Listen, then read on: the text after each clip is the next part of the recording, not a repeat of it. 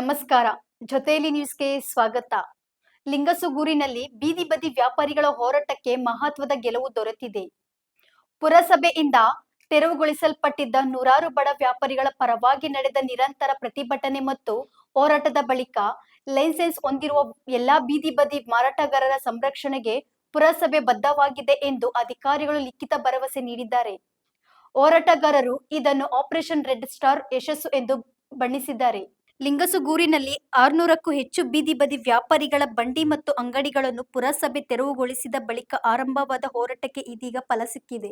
CPI, red star ಸೇರಿದಂತೆ ವಿವಿಧ ಸಂಘಟನೆಗಳ ನೇತೃತ್ವದಲ್ಲಿ ನಡೆದ ಪ್ರತಿಭಟನೆ, ಧರಣಿ ಮತ್ತು ಹೆದ್ದಾರಿ ಅತಿಕ್ರಮಣಗಳ ಸಮೀಕ್ಷೆಯ ನಂತರ ಪುರಸಭೆ ಅಧಿಕಾರಿಗಳು ಲಿಖಿತ ಭರವಸೆ ನೀಡಿದ್ದಾರೆ. ಲೈಸೆನ್ಸ್ ಹೊಂದಿರುವ ಎಲ್ಲಾ ಬೀದಿ ಬದಿ ಮಾರಾಟಗಾರರ ಹಕ್ಕುಗಳನ್ನು ರಕ್ಷಿಸಲಾಗುವುದು ಎಂದು ಪುರಸಭೆ ತಿಳಿಸಿದ್ದು, ಇದನ್ನು ಹೋರಾಟಗಾರರು ತಮ್ಮ ಗೆಲುವು ಎಂದು ಘೋಷಿಸಿದ್ದಾರೆ. ಇದೇ ವೇಳೆ ಹೆದ್ದಾರಿ ಹಾಗೂ ಸರ್ಕಾರಿ ಜಾಗ ಅತಿಕ್ರಮಿಸಿ ನಿರ್ಮಿಸಿರುವ ಕಟ್ಟಡಗಳ ವಿರುದ್ಧ ಹೋರಾಟ ಮುಂದುವರಿಸುವುದಾಗಿ ಎಚ್ಚರಿಕೆ ನೀಡಿದ್ದಾರೆ.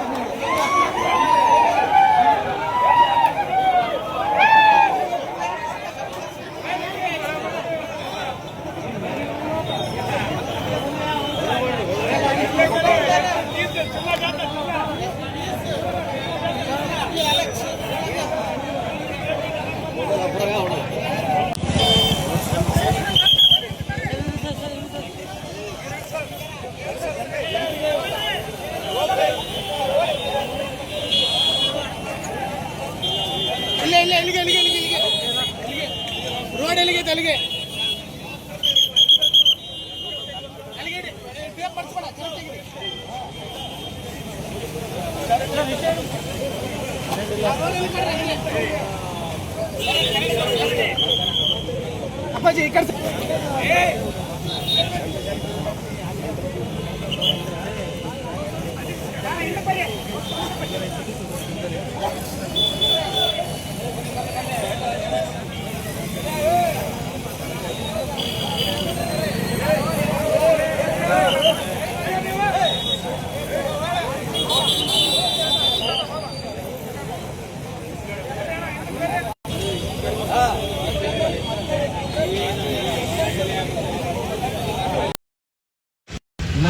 ಒಂದು ವೋಟರ್ ಐಡಿ ಕೊಟ್ಟಾರ, ನಮ್ಗ ಒಂದು ಆಧಾರ್ ಕಾರ್ಡ್ ಕೊಟ್ಟಾರ.